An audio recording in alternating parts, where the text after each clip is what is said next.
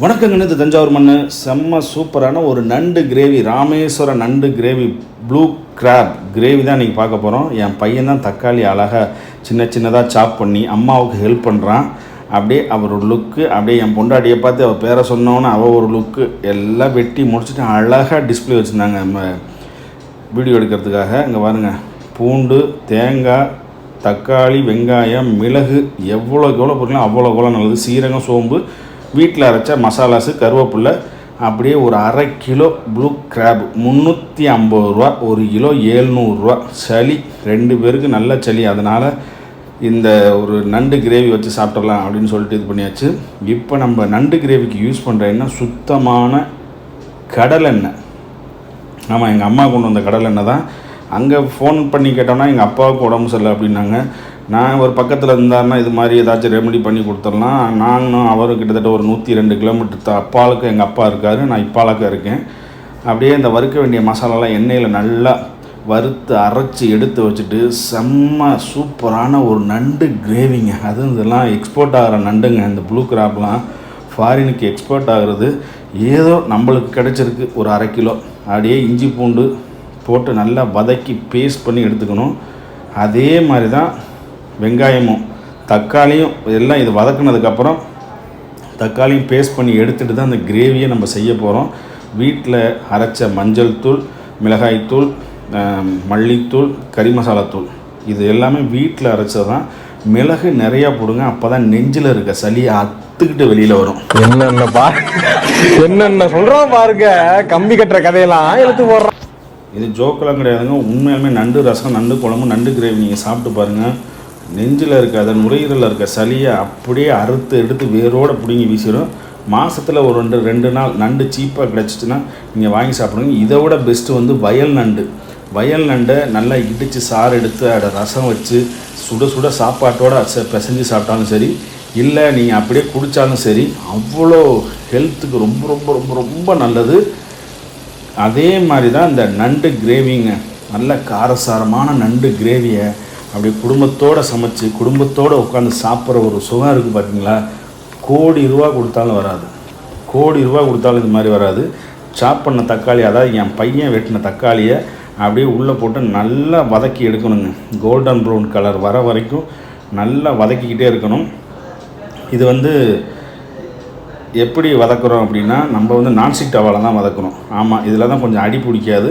கொஞ்சம் சோம்பேறித்தனம் உள்ளவங்க அந்த நான்ஸ்டிக் டவா யூஸ் பண்ணுவாங்க, இல்லாட்டி நம்ம சில்வர் சட்டிலே இது பண்ணிக்கலாம். மசாலா அந்த வீட்டில் அரைச்ச அத்தனை மசாலாவும் போட்டு எல்லாம் ஒன்றா மிக்ஸி ஜாரில் போட்டு அடித்து எடுத்து அப்படியே ஒரு கிரேவி பதத்துக்கு எடுப்பான். அது அப்புறம் திருப்பி வடைச்சட்டியில் ஊற்றி தேங்காய் போட்டு நல்லா அதையும் போட்டு வதக்கணுங்க. தேங்காய் போட்டு நல்லா வதக்கி எடுத்துகிட்டு நல்லா காரசாரமாக, எப்படி இந்த காரசாரமாக தேங்காய் திருவுறது வந்து எப்படி திருவணுன்னா, அந்த உள்ளே இருக்க அந்த ஓட்டில் இருக்க கலரே வரக்கூடாதுங்க. சட்னி அரைச்சாலும் சரி, நீங்கள் எந்த கிரேவிக்கு போட்டாலும் சரி, இந்த ஓட்டில் இருக்க கலர் வராமல் இருந்தாலே டேஸ்ட் அல்டிமேட்டாக இருக்கும். நல்லா வதக்குனதை ஆற வச்சு அதை மிக்ஸி ஜாரில் போட்டு அடித்து அதில் பேஸ்ட் எடுத்து அதை வடைச்சட்டியில் போட்டு நல்லா கொதிக்க விடணுங்க. நல்லா கொதிக்க விட்டதுக்கப்புறம் நண்டை அப்படியே மஞ்சத்தூள் போட்டு கழுவி வச்சிருந்த நண்டை எடுத்து வேக விட்டு அப்படியே சுட்டு சோத்தில் போட்டு சாப்பிட்டோம்னா அப்படி தான் இருக்கும். நண்டு வாங்கினோன்னா க்ளீன் பண்ணி உடனே சமைச்சிடணும், இல்லாட்டி உள்ளே இருக்க சாறு ஃபுல்லாக இறங்கிடும். இப்போ நம்ம குழம்புக்கு, அதாவது நண்டு கிரேவிக்கு யூஸ் பண்ணுறேன்னா சுத்தமான தேங்காய் எண்ணெய். ஃபஸ்ட்டு கடலை எண்ணெயில் வதக்கியாச்சு, இப்போ தேங்காய் எண்ணெயில் நண்டு கிரேவி. தேங்காய் எண்ணெயும் அவ்வளோ ஹெல்த்துக்கு நம்ம நல்லது. இதில் வந்து சோம்பு என்னென்ன போடணுமோ அத்தனையும் போட்டு நல்லா பொரிய விட்டதுக்கப்புறம் வெங்காயம், கொஞ்சம் சாப் பண்ண வெங்காயம், தேவைப்பட்டால் தக்காளி சேர்த்துக்கலாம், இல்லாட்டி அது தேவையில்லை. தேவைப்பட்டால் நீங்கள் தக்காளி சேர்த்துக்கலாம், இல்லாட்டி அது தேவையில்லை. என்னடி சொல்கிற, நீ என்ன சொல்கிற?